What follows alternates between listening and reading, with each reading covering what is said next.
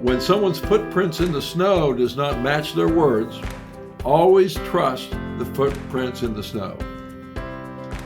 Hi everybody, Steve Halley here with the Family Peace Initiative, and welcome to the January 2025 Facilitators Tool Chest vlog. Each month I just try to put out something short and hopefully thoughtful to help us all just kind of begin or continue our quest to being the best facilitators that we can be, working in the field of domestic violence and battering intervention. Today I want to talk with you about the idea of trust and betrayal and how it can play out inside of our group rooms. I can't tell you how many times over the years I've heard people in our room talk about the frustration that they feel when their partner doesn't trust them. They will say something like, I haven't been violent for 4 or 5 months now, and I don't understand why my partner doesn't trust me. What do I have to do, in order to, be trusted again?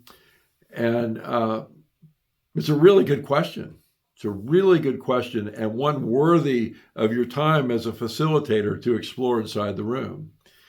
So we want to start with Dr. Bob Proctor, who was one of my mentors in the world of clinical work. And he used to say, when someone's footprints in the snow does not match their words, always trust the footprints in the snow. The footprints in the snow is more reliable than what people say they're going to do. Well, and then you have John Gottman, who wrote the book, The Science of Trust. And in that, he offered up a definition of trust being the knowledge that one's interests will be considered. That's a really powerful statement. The knowledge that one's interests will be considered. It's actually kind of the antithesis of the definition of cruelty. The definition of cruelty, one of them is the blatant disregard for another. And the definition of trust is the knowledge that one's interests will be considered. Using those two definitions, one's either going to be trustworthy or cruel, and there's really no middle ground. It's just one or the other. So, applying that to the group room, any form of domestic violence is a betrayal, because we get into relationships largely because we feel safe, emotionally and physically safe with the person that we fall in love with, that we choose to spend our time with the person we want to spend the rest of our life with. We want to be safe, and it's an unwritten expectation that we would have the right to be safe inside of that relationship.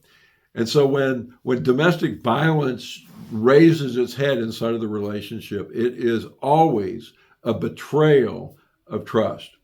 And Gottman talks about this. He says you can't have a healthy relationship if trust is not in the game.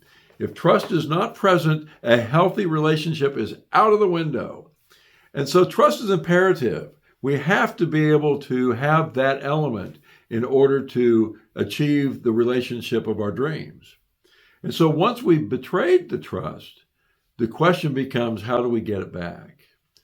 And I would argue that it's not our worry about getting trust back.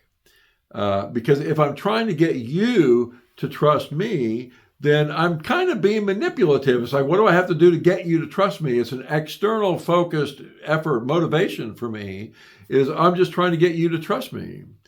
But you, as a viewer of this video, and me, many of us understand that we're the only ones who know whether we're trustworthy or not. It is very easy to be untrustworthy without people knowing our lack of integrity in our lives. And so our job is not to try to get our partner to trust us. Our job is to pursue trustworthiness. If I am trustworthy in all of the aspects of my life, in as many of the aspects of my life as possible, then I am providing evidence to people that I am trustworthy. And so I have to become trustworthy to my own satisfaction, not to your satisfaction, because I'm the only one who knows what's going on behind the scenes, as are you, and as are the people in our groups. They're the only ones who know how trustworthy they are. And so when we violated somebody's trust, then as always, that person has the right to never trust us again. And there's nothing I can do to talk them out of that. But I can pursue a trustworthy lifestyle, and in so doing, provide evidence to the person that I desire to be trusted by, to show them I intend to be trusted, I'm working to be trustworthy, I just really screwed up.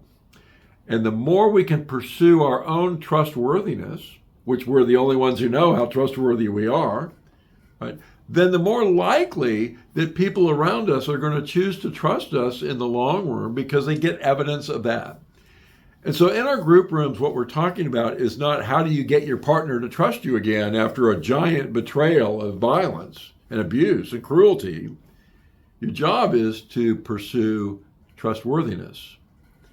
And if I am pursuing trustworthiness, then I'm confident that people will see enough evidence at some point that they will decide that I'm trustworthy.